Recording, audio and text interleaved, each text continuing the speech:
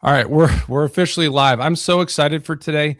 With me is my longtime friend Shawn Harris, a father, husband, retired brigadier general, farmer, Democrat, and just an incredible human being who oftentimes, I think because of his leadership and history throughout this country, comes across as very serious, but he also has an incredible sense of humor. And I'm just so excited to have you on this show for the first time, Shawn. And you are running to fill the vacancy that was caused by Marjorie Taylor Greene. There is and I'll say it again, probably one or two more times, but there is a critical special election taking place in Georgia 14 on Tuesday, this coming Tuesday, March 10th. Thank you for being here today. Hey, Adam, thank you. I've been looking forward to getting on your show. I look forward to our conversation today. Yes, thank you. So look, this is, and when I use the word jungle, I think a lot of people get confused because obviously like we're, in this day and age with the news cycle, people can barely keep track, but this is basically a jungle special election coming up on Tuesday, March 10th, this coming Tuesday, as we said, to fill the seat by Marjorie Taylor Greene. You're the Democrat in the race, and honestly, I've been trying to keep track every single week, but I've lost count of how many Republicans are actually running. We don't even need to go there. But the point is, you're the Democrat. And for people that are just tuning in, what does this election look like on the ground? And why should voters across the country be paying attention right now? Well, I will go there. I think it's 12, 13. It started off about 22 of us, but now it's down to about 12, 13, with that being Republicans. And what is actually happening on the ground is a lot of excitement. This is, Adam, I ran against Marjorie Taylor Greene last time. We didn't win. It's no second place trophy. This is not Little League soccer. But the reality of it was that, I got 135,000 votes. That's the most votes any Democrat has ever got here in Northwest Georgia, which is, yes, it is a ruby red district. But it clearly showed that a moderate Democrat could actually do extremely well when you get Democrats excited, independents come my way, and then in the last election, 5% of the people that voted for Donald Trump voted for me. This time is different. This time, And Shawn, I'll just add, by my count, I could be totally wrong, but when I looked at the results after the first time that you ran, the difference between the votes that you received in the presidential, there was a huge margin. I think it was like the second most in the country. Yes. Matter of fact, after that election was over, I think the Atlanta Journal came back and did the analysis and said, wait a minute, time out. This election here was a little bit different than all the rest. And if he would have won it, everybody in the world would have been asking me, how did you do it? How could you pull it off? The reality of it is this time, everybody who's running for Congress for Marjorie's old seat, none of us have ever been to Congress. So that levels the field. And when I say levels the field, my name, Shawn Harris, this time, I'm not the old general and all that kind of stuff. Yes, I'm a retired general, but the reality of it is now I've been living in the community for years. I'm a cattle farmer. People know me. People trust me. People know that when I say something, that's what I'm going to actually do. And now what's actually happening, Adam, is Democrats are extremely excited. I'm talking about so excited that all 10 districts actually endorsed me. And then the state for the Democratic Party also endorsed me. So when we say Shawn Harris is that one true Democrat, that's true. But in addition to that, we're tracking right now 60% of independents are coming my way. And this is before we started this war the other day. And then on top of that, we're holding right now somewhere between 15 and 20% of Republicans are actually coming my way. And when I say coming my way, not only doing it quietly, if people go to our website, they'll see on our Facebook pages and other pages that Republicans are posting on the page that, yes, I voted for Shawn, and yes, I'm still a Republican, but I got to vote for somebody that's going to bring leadership to D.C. Yeah, and everything you're saying is bringing 1,000 different thoughts to my mind. So we'll have to do another one of these after the election, because when you talked about being a farmer, I want to tell everybody I know he's a real farmer because I've talked to him when he's picking up fencing. He works with other farmers. It was news to me that AI is not just AI. AI is also artificial insemination.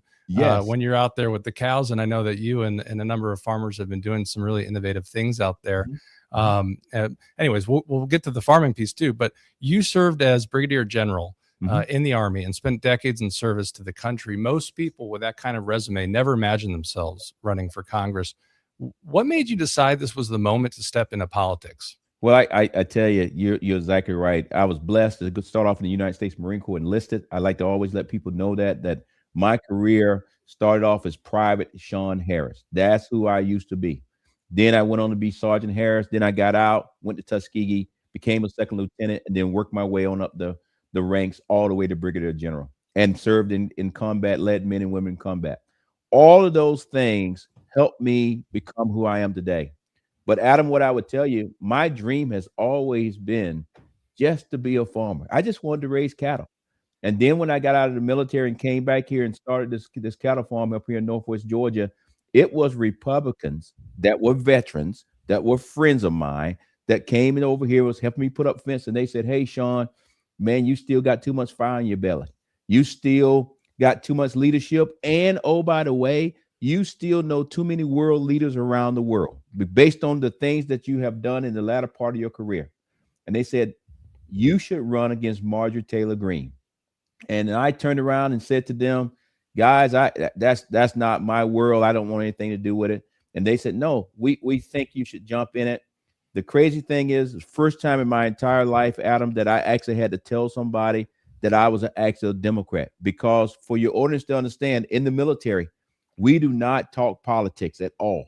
Even among close friends, that is taboo. So I had never said in my entire And that's not career, something you're just saying. You and I have talked at length about this. I mean, yeah, it literally just didn't come up. You were serving your country. You all were one and the same.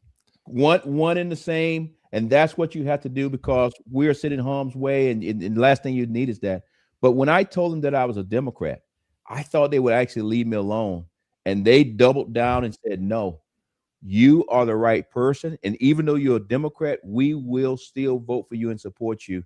And from that's when I picked up the phone and called the Democratic Party there in Atlanta, and we started this campaign. But then we ran against March the last time, and now we're doing it again.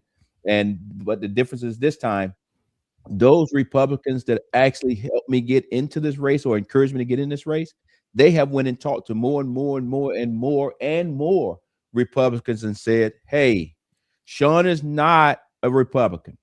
We don't agree on everything, but we do agree on enough things. And he has the leadership, and he's made it very clear that he's a Democrat, but he is not tied to a party. He's going to make decisions on what's best for the hardworking people here in Northwest Georgia." And that alone is better than the candidates that I'm actually running against, because every last one of the Republicans that I'm running against, the first thing come out of their mouth is, "I'm going to DC to help Donald Trump." Well, hell, Marjorie Taylor Greene did that and didn't get us a damn thing. So people around here are now finally stopping to drink the Kool-Aid. And didn't get a damn thing for herself either. Well, she did get $23 million. Now that's a whole different program.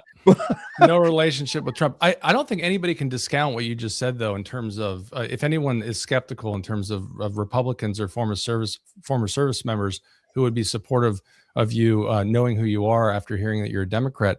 Look no further than Ruben Gallego in Arizona. When he ran for the U.S. Senate, there were his best surrogates throughout that state were former service members or his friends that he had served overseas with, that were going out there, most of whom were Republicans, talking about exactly who they knew him to be. Yeah, Adam, I'm a humble person, very humble. This whole politics thing is strange to me, because the way I was trained in the military, you don't toot your own horn. Just keep your head down, do your job, and your senior leaders will see you, and you continue to move forward. And at the end of the day, it's your senior NCOs and others that make you look better than who you are. But the thing that has blessed me so much during this campaign is that former soldiers that have worked with me or worked for me in the past, I'm talking about some 10, 12 years ago. I'm not talking about yesterday. I'm talking 10, 12 years ago, have came up on the net and made their own videos by themselves and posted it and tagged our page and say, "Hey, I want you to know I knew General Harris when he was Colonel Harris. I knew General Harris when he was Lieutenant Colonel Harris. That right there speaks for volumes of my character. And it speaks to when I say I'm going to do something, you can honor my word because, as far as I'm concerned, your word is your bond. I don't need a contract with you. And what I'm saying to everybody here in Northwest Georgia is, look, I'm never leaving Northwest Georgia. We have some people that's trying to move in here and just win a seat. No, when you build a cattle farm, and we're actually putting up fence today, Adam. When you build a cattle farm, you don't get up and leave tomorrow. So basically, the people here in Northwest Georgia know that I'm going to be here the rest of my life, and I'm going to be fighting for them the rest of my life. Yeah, and I believe that, and we talked about the farming. You are also a fourth generation cattle farmer. Mhm. I actually like to. I'm convinced you're a fifth generation farmer, but that's a conversation for another day. When people in Washington talk about agriculture, it sounds theoretical. What are Yeah. farmers actually dealing with right now that politicians in Washington are missing, in your opinion? Yeah, right now, and thank you for that question. That's an excellent question. The reality on the ground is farmers across the board are struggling across the board when it comes to these input costs. When I talk about input costs, we're talking about diesel, we're talking about buying the tractor, we're talking about right now fertilizer based on everything that's going on in Iran and in this middle of this war. And I All of didn't these, even know until you told me that a lot of times, depending on the size of your farm, it's actually you have the ability to go and rent a lot of the stuff that you need, whether it's for a day or two when you're out there dealing with trees and other things like that. yeah, 100% to try to keep that input cost down. Farmers share information. I mean, share equipment through our co-ops and all those kind of things. But on top of that, with all these input costs, to get it back to DC, is we had not had a farm bill since 2018. That simply means that the farm bill, when we call it the farm bill, 60% of the money that's in the farm bill is actually to support our seniors and less fortunate children through the SNAP program. The rest of that money is to help farmers when you have a natural disaster on your farm to help you get back on your feet. The problem that we're running into right now is this: cost is so high in 2026 that when you actually try to get back on your feet, it's not enough money to get you even to roughly stand up. So that's why the farm bill is very important, is to get the help farmers get back on their feet so we can continue to feed America and the world, but at the same time to ensure that there's enough money in there to continue to feed our seniors and our less fortunate children. Yeah, that's such an important point, and kind of to kind of piggyback on that, with everything that farmers are going through, I looked down at my phone because I wanted to push this out on Twitter. You've talked, well, first of all, on the farm bill, I think you've talked more about having a real farm bill than anybody else. If someone goes on Twitter or one of these others and they search farm bill, your name pops up at the top because you consistently talk about it. And all these folks that talked about getting a farm bill that ultimately wound up in Congress never talk about a farm bill ever again. But one thing that I have been especially touched on, and I didn't know about this, the serious issue around it until I started seeing some of these farms that were up for sale. I just thought some of these farmers were done and unable to keep up with some of the issues around soybean and other things like that. I didn't realize that it was because they had taken their own lives. So you've spoken openly about mental health challenges in rural communities and among farmers. Why is this issue so personal to you? And what do people outside the communities like me in Northern Virginia misunderstand about the pressures that you and other farmers face every single day? Yeah, like what I was talking about there just a little bit earlier, but I'll tie right back into the mental health side of this thing.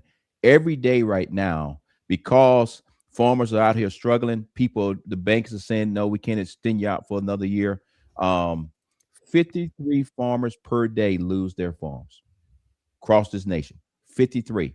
And many of these individuals are not like I am. I'm fourth generation or fifth generation, whatever you want to call me. Some of these people are 10th generation. And now they're losing the farm on their watch. Well, guess what they're doing? The suicide rate is actually higher for farmers today than it is for veterans. And as you know, that I'm a veteran, and right now we still losing too many veterans. I think it's at 22 veterans per day. That's 22 that we should not lose. But the reality of it is when you start looking at the rural community, specifically here in Northwest Georgia, we are in a mental health desert. Bottom line, we don't actually have any mental health facilities that if we have one, is only open Monday through Friday, 9 to 5. So that means if you have a mental health crisis afterwards, guess where they go, Adam? They go to the jail and they put in jail for the weekend or till we can get them calmed down. Right. What I want to make sure is when I get to Congress is that through my health initiatives and all of those things, that we have a piece in there that we talk about mental health so that we can actually make sure we have an umbrella not only for our 40,000 veterans that's in this district, but at the same time for our hundreds and thousands of farmers in this district that are struggling. Because right now, nobody's looking out for them, and we definitely got to get something done because it's just not right. And I hear this from the sheriffs in our district. Hey, Shawn, I can't come out and endorse you, okay? I'm a Republican. I can't come out and endorse you, but Shawn, you're the only guy that's actually talking about mental health issues and serious about it. Know what the hell you're talking about. So I want to let you know, Shawn, you get to Congress. We're going to be working with you because we need some help because somebody that's having a mental health crisis should not be taking up a bed in a jail cell just because they're having a mental health crisis or unfortunately take their life based on suicide simply because there was nowhere to get any help. And Adam, the last thing I say about this is the reason why I know about it on a personal note. When I got out of the military and started this new life of being a soldier or being a veteran after being a soldier, I started running into many veterans that were struggling. And when I say struggling, is the reason why so many people have my phone number, just like others inside the military. We were trained. If you struggling today, call somebody. Call. We would talk to you because the key thing, if you talk to them, you can get them past the day and at least they can see tomorrow. So when I started doing that and started getting some of these calls, and I'm no hero, but the only thing I want to get you to is the next day. But then when we got you to the next day, we found out the hard way that shit, it's no way to get you any help in the rural community. If we was in Atlanta or Chattanooga, Tennessee, I could find 8 places. But out here in the rural community, the only thing we can do is call the police department or call the sheriff and say, can you hold a person until we can get in touch with the VA in Atlanta and get them up on the 4th floor so they can get some help? That's just not right. And that's aside for the veterans. It is nothing for our farmers.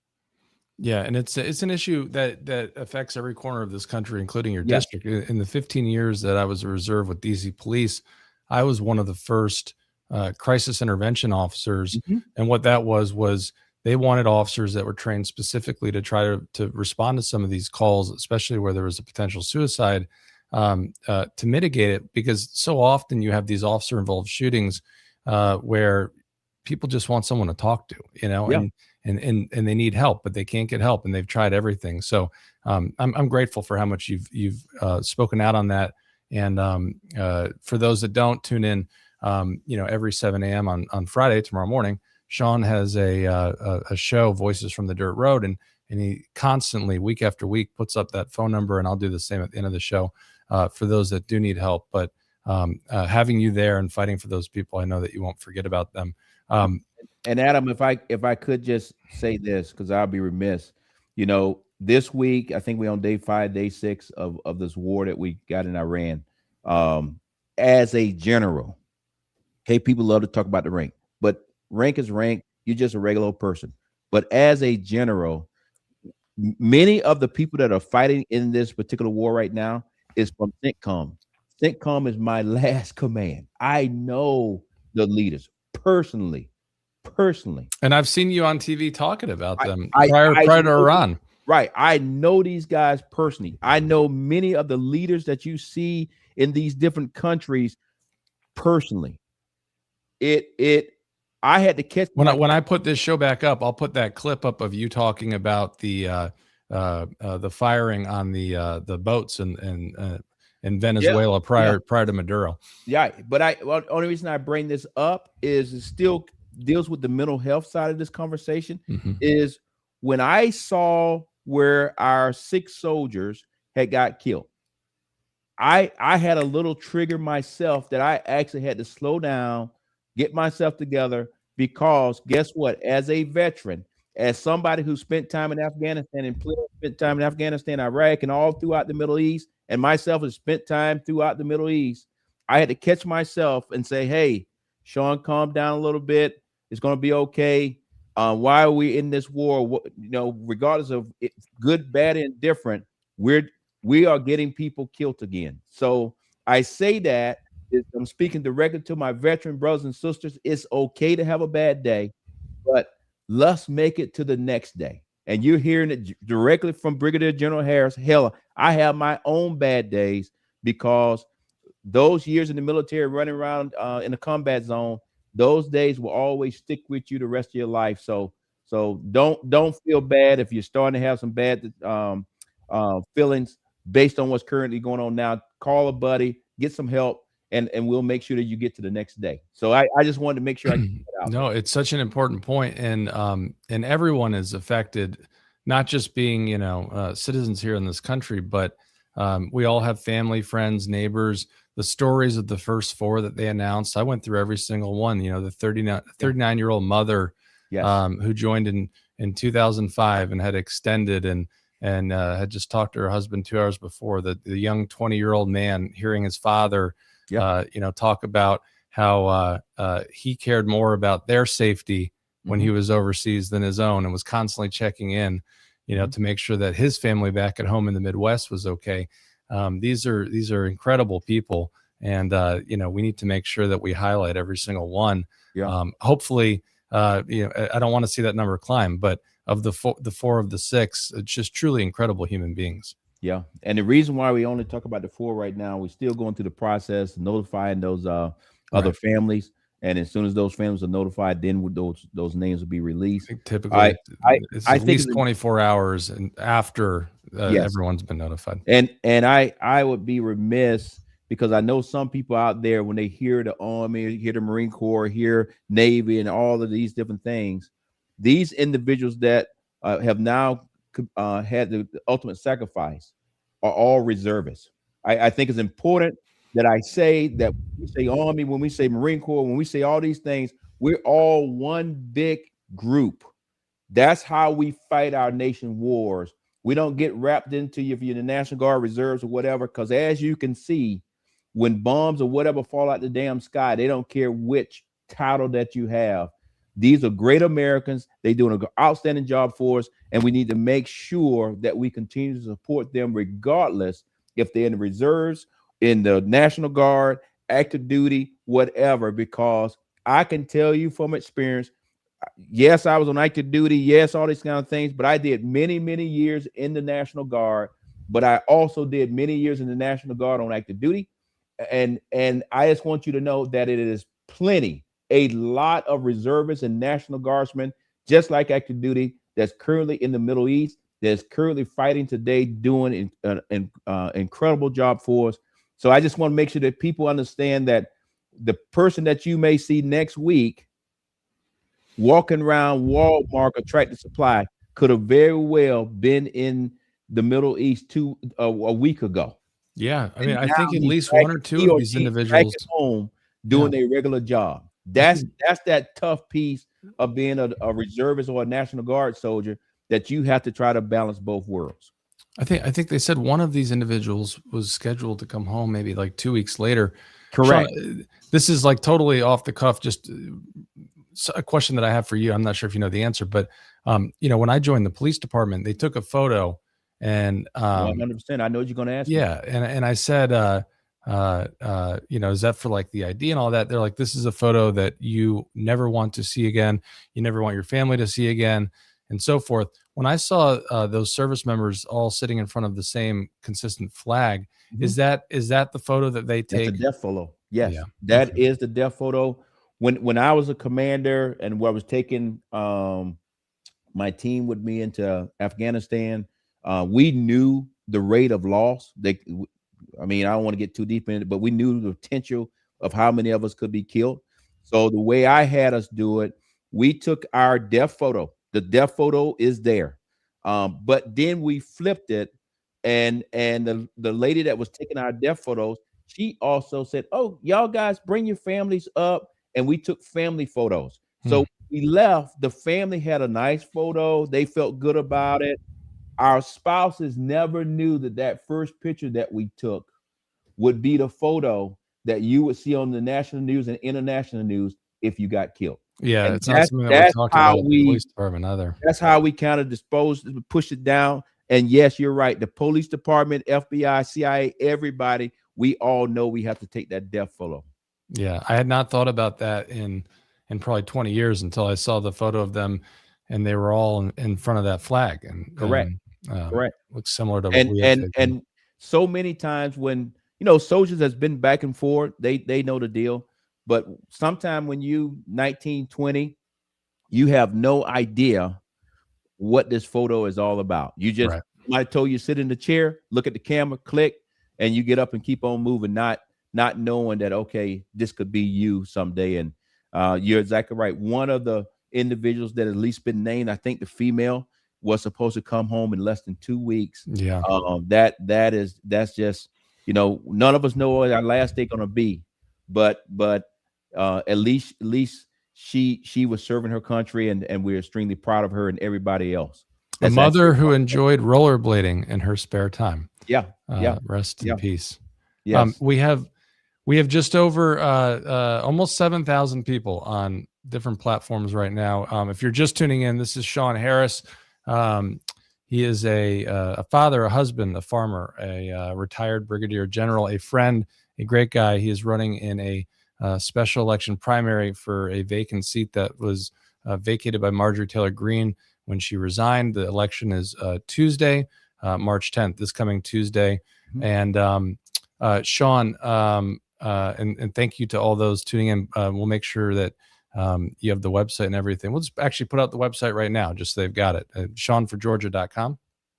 Yeah. And it's even on my t-shirt. It is. Oh, yeah, there you go. Because I'm actually going to knock on doors when it's over. He's impossible to not find online now. I hate to go from what we just discussed to this, but I think maybe the first time that you and I ever connected, it was something that you mentioned to me. So I did want to ask you about it today. You lost your father at a young age, and that forced you, I think in your words at the time when we had spoke, to grow up quickly and take on responsibilities, even though you were very young, just in the years that were ahead of you, that most kids would have never had to face. How did that experience shape the person that you are today, and the way that you lead today? Yeah, yeah, my father passed away when I was 2 years old. He was headed back home from selling some cattle in our town, Early County, Blakely, Georgia. And a drunk driver actually hit him. And the crazy thing about this is 1968, so I'm basically 2 years old. But the crazy thing about this story is the drunk driver actually was driving one of those putwood trucks, trucks that they move trees around on. The drunk driver drove to work drunk. I want people to understand that. This is the 60s. Drove to work drunk, got to work, and they said, "You're too drunk to be here." So they then told him to get back in the truck and drive back home. And when he was driving back home, he ran the stop sign and killed my dad instant. That situation has really shaped my life. And when I say it shaped my life, when I go back to my hometown and I go to our house now, is where my mom was living all our life. She passed away back in 21. But that same road takes us. And Shawn, I don't mean to cut you off. I just want to say, though, this is not something that you offered. And when I was having a conversation with you, I asked you a question and you told me this story. So for those, I don't want people to think it's like something you just go around talking about. I know this is a very personal story, but it meant a lot to me that you shared it with me at the time. It's as I drive down that road to go back to my mom's house, in order to get there, you still have to come to that same spot where my dad was killed. So anytime that I get to that spot, as I was a kid, going off to college, going off to the military, and then becoming a general officer. When I get to that spot, I always slow down and think about how my dad, what he could have been, and then on top of that, would he be proud of me today? And that is the piece that drives me in many decisions that I do, and even what I passed on to my own sons is, hey, um, make your family proud. Don't embarrass the family. And for me, when I look at my dad's legacy, he was only 36 years old. He in the 60s, it was 68. He already owned a farm, and was doing extremely well. And he only had a third grade education. So the reality of it is, and the only reason he had a third grade education because he was one of the older kids, and he was helping pay for his brothers and sisters to go to college at that particular time. So I look at my life today when I own this cattle farm, and buying land is very expensive. I actually said to myself before I bought this cattle farm, land was very expensive back in the mid 60s, and the world was a lot different. But Mhm. my dad believed in himself enough to go do it. Why in the hell can't General Harris, who's supposed to have this incredible career, why am I scared to step out there on faith and start a cattle farm? And that's I even though I never really knew him, I can't even remember him. But the reality of it, his legacy helps drive me still today. And I hope I leave that legacy for my kids and grandkids and grandkids and grandkids in the future so that they'll look back and say, you know what? Shawn Harris got out of the military. He could have sat on the front porch and told war stories. No, he stepped into the fight and wanted to go to DC to try to continue to help people here in Northwest Georgia. And you're very for those that are just getting to know you, you're very realistic. I mean, when I mentioned the rental piece earlier, or you mentioned the co-op piece, it's not like you just need to go out and get a shiny new toy. The fact that you've approached this and done it in a way where you build your farm to scale, and you're like, okay, this is what we're gonna do, for the next 3 months, and our goal over the next year is to get this USDA stamp and so forth.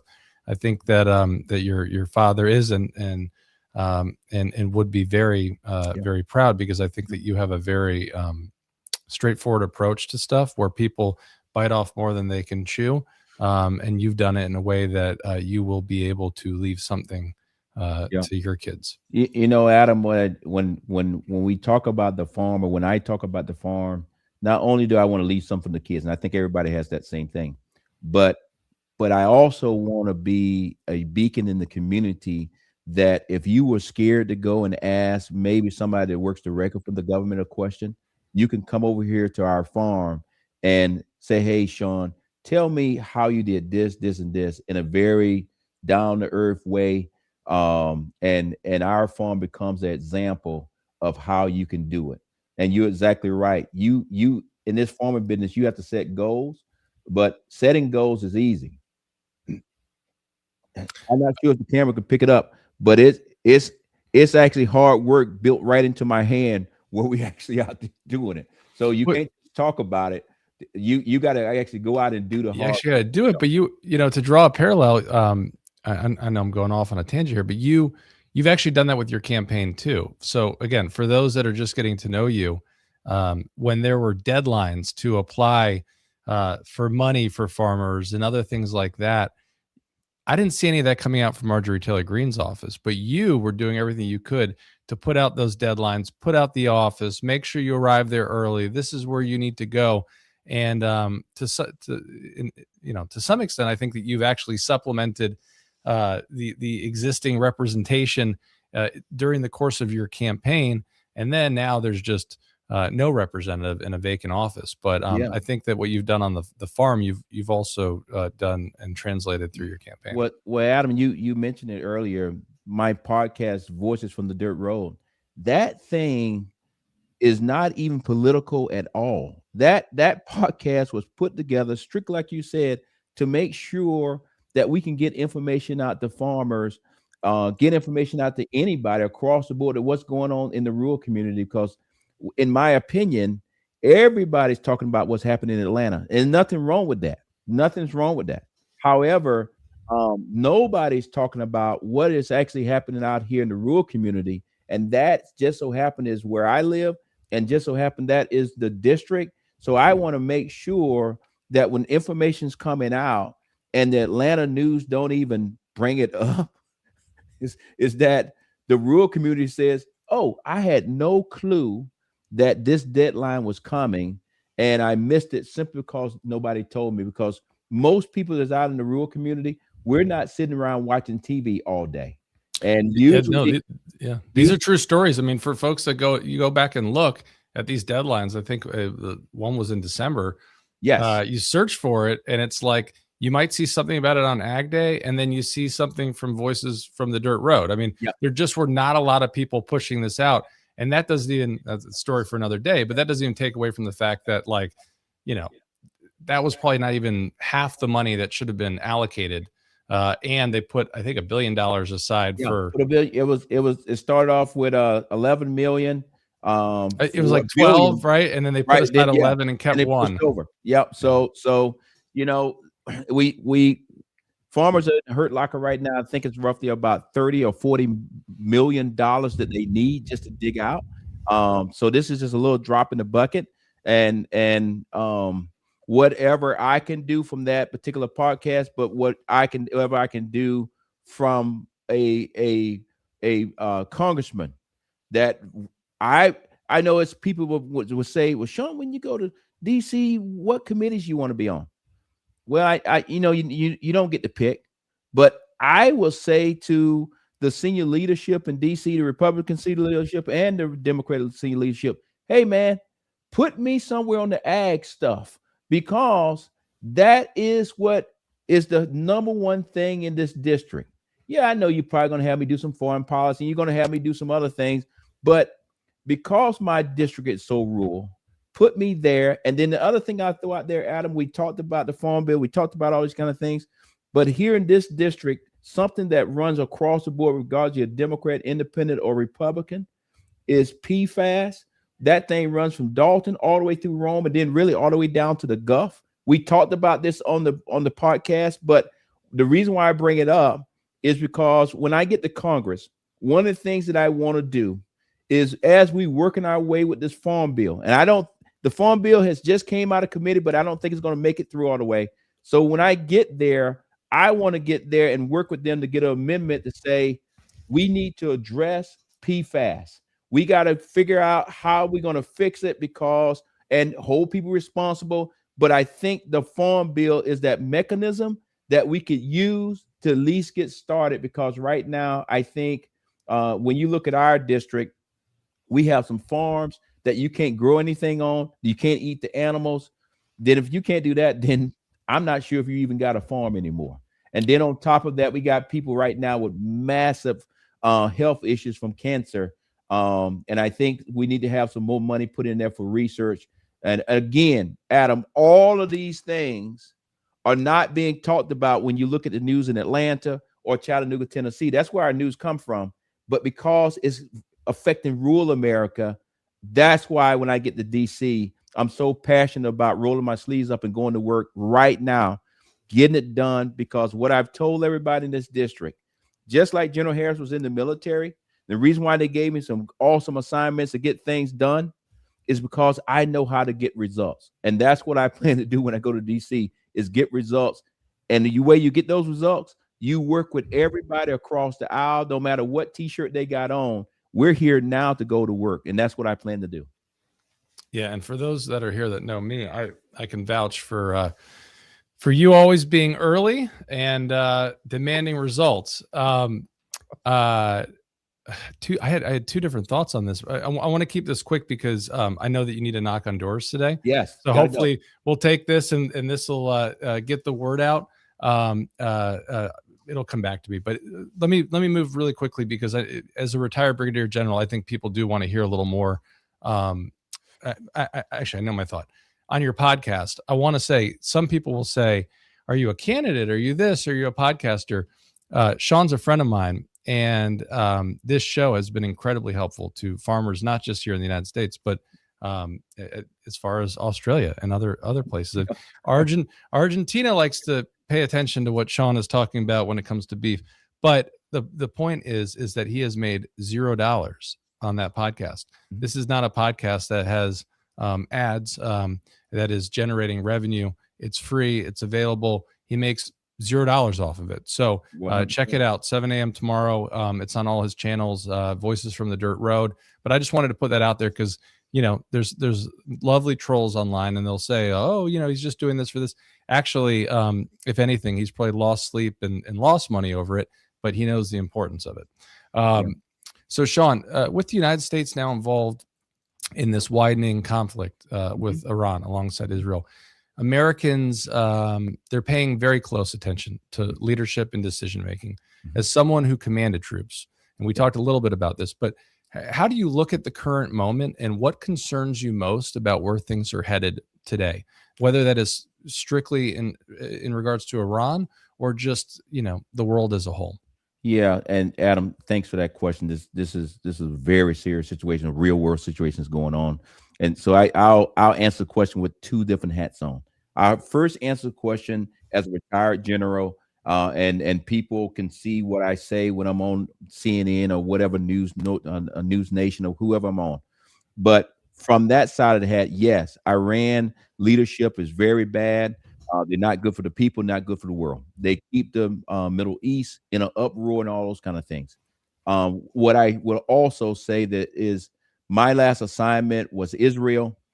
With that being said, my last commander was CENTCOM.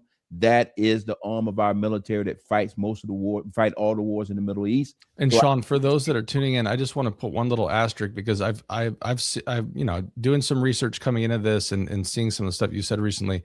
I do see trolls that suggest that your last location was one that you chose. I just want to clarify. No. You didn't choose your assignment. And also, for those that don't know, Shawn Harris does not take AIPAC money.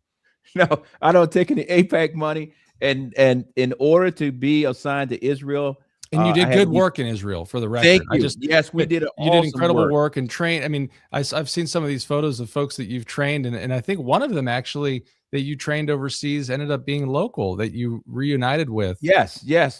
People I've met overseas have moved back here to the United States because, as you know, we have a lot of Americans that live overseas. Right now, we're trying to get them out of there with the war type situation.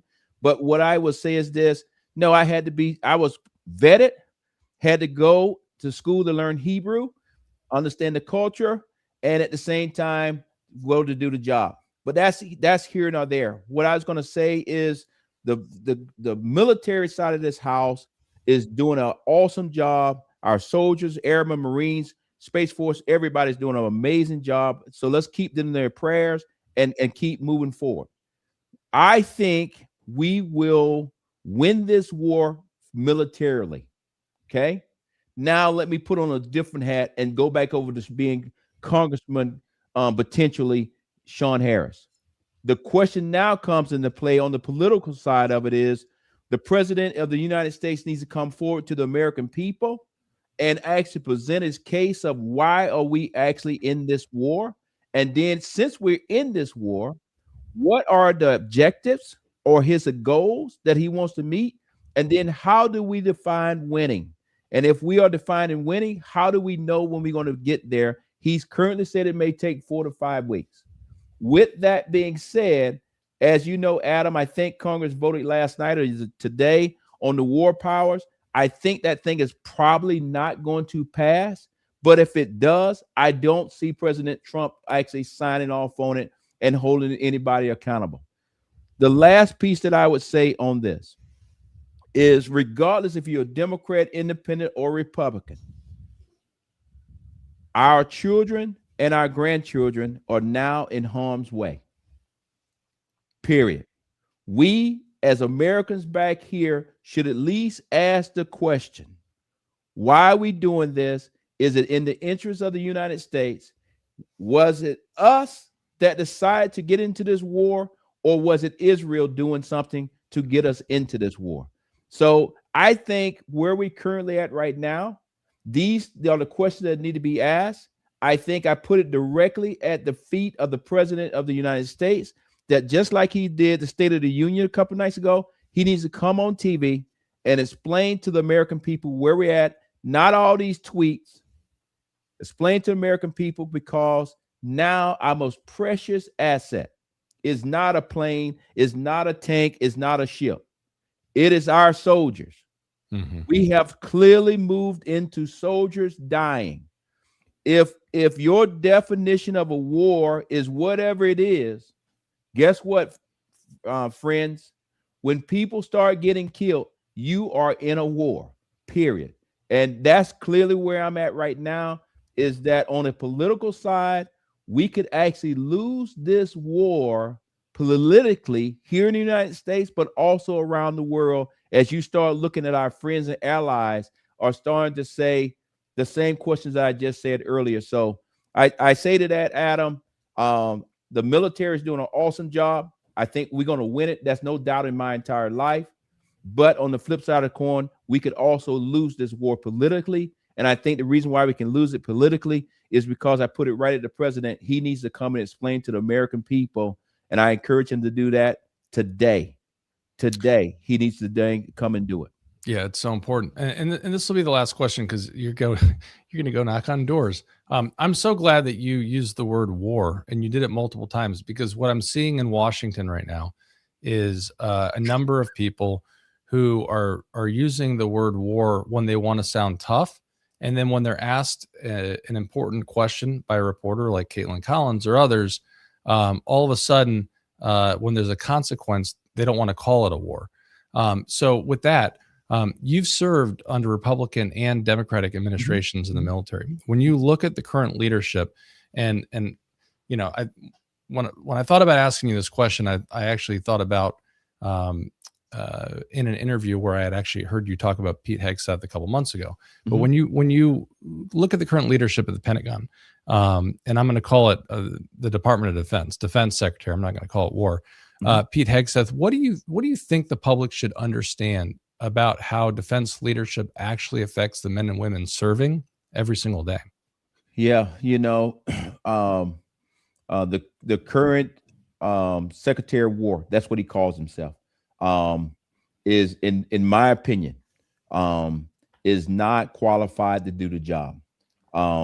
If you go back and look back through history, recent history, everybody who has worked as a Secretary of Defense, those individuals are part of the administration, but if you watch them close, they never really get political. They stay laser focused on what is best for the troops, what is best for what we're doing.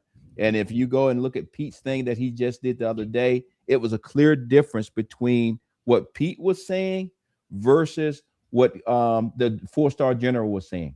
So what I would say is this: stepping back from all of that, the soldier on the ground, only thing he or she wants to know is that the leadership out of the Pentagon is, if they're going to send them into harm's way, they're going to make sure they have everything that they need, and at the same time going to take care of them. And then if they have to commit this ultimate sacrifice, is that they're going to make sure they take care of their families.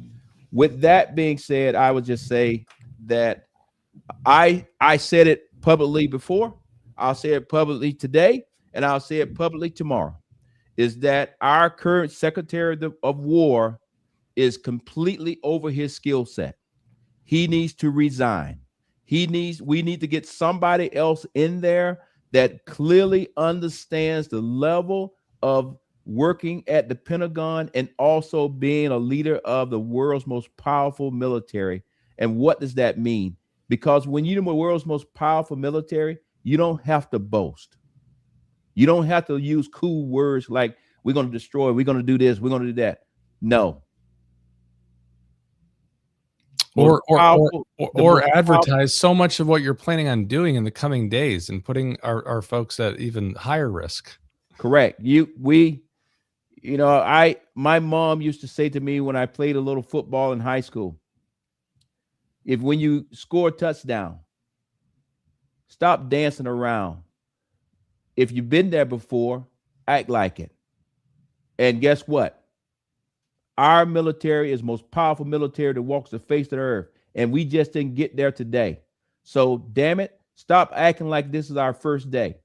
We have been in the Middle East for a long time, And many of the people that are leading the military today were young second lieutenants and captains when they first got there, and now they're 4-star generals. So nothing is new to us. So stop, Secretary of War, acting like this is something new. We need to figure out how can we calm this down. We need to make sure that whatever we're doing, we meet our objectives. And like I said earlier, Adam, I think we're going to meet our objectives from a military point of view, but I think we're going to fail on our political objectives.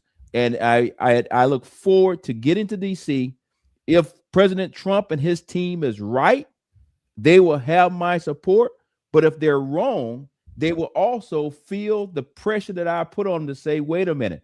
The reason why I'm putting pressure on you is not because I'm some damn Democrat. I'm putting pressure on you because I've actually had soldiers die, and I don't want to see more soldiers die. So this is not a game. Get in here, talk to the American people, tell them what we're doing, and tell them why. Because guess what? It is our sons and daughters. It is mainly less fortunate people that are in the military. And I also say this. Usually what happens in the military, it's a family business. So that means if grandmama, grandpa, great-grandpa, all of them were in it, you usually in it, and now your kids are in it. So everybody does not serve in the military. Matter of fact, oftentimes if you haven't, you marry into it. And we have Allie's grandfather's flags here. Right. Less than 1% of the American people actually serve. Yeah. So we're actually talking about a small percentage of people that are on pins and needles today of saying what is going on with my son, my daughter, my grandson, all of those things. And I think as news stations are starting to tell the story, I would encourage them to go out and talk to those people so that people in DC will understand that this is real for people around the United States. And many of these kids come from these rural communities. And that's why I'm speaking out about it, is because those soldiers that just passed away, many of them are going to be coming right back here to Georgia here in the next few days. So this is not something that's happening in California, New York. This is happening right here in Georgia because many of those soldiers are from units that started right down there in Savannah, Georgia. Yeah. Shawn, I just want to end on saying I love what your mom said about football, because when I first entered politics, somebody who was a mentor of mine, she's still around, she's an awesome person, Mignon Moore, anytime I would screw up or do something stupid, or she would say, Adam, you got to stop majoring in the minors. Come on, man. And that reminds me of, yeah, you got to stop majoring in the minors. But that reminds me of what your mom said. So Shawn for Georgia.com. If you're here, this is Shawn Harris. He's running to fill the vacant seat that Marjorie Taylor Greene resigned in Georgia 14. The election is a special election with a lot of Republicans and him, the Democrat, on Tuesday, March 10th. That's this coming Tuesday. Go to ShawnForGeorgia.com. You can connect with Shelley and his entire team. Get out there, do whatever you can remotely or in the district. And Shawn, you're a great friend, man, a great American, and I'm so proud of the campaign that you've run. Yep. Adam, if I could just say one thing in closing, in these last few days, I'm going out to knock on doors right now. I'm asking everybody in the district, and including all around the entire country, reach out to my campaign, get with Shelley, help us start calling everybody, because guess what? If I get that 135 people that voted for me last time in the last election, we win this thing flat out on March 10th. Flat out. We will beat all the numbers, no matter how you want to cut it.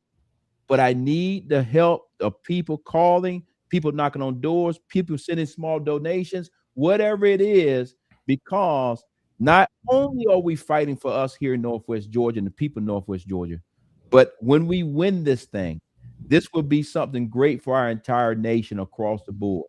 And so I just want to tell everybody, thank you in advance. And I don't ask anybody to do nothing that I won't do. So, I'm walking out of here now.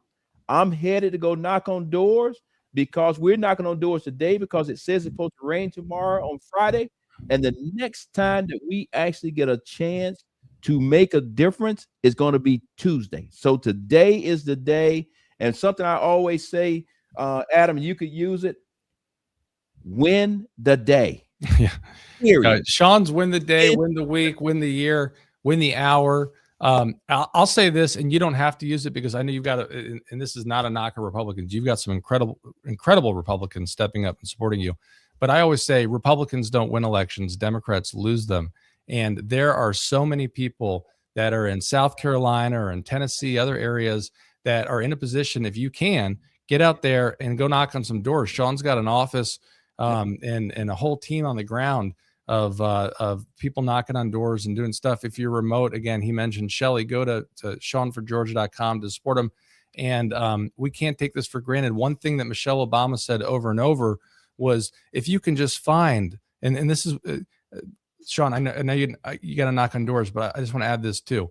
For anybody who is skeptical of this race, John Ossoff ran for Congress, and he's a great guy, twice in a ruby red district.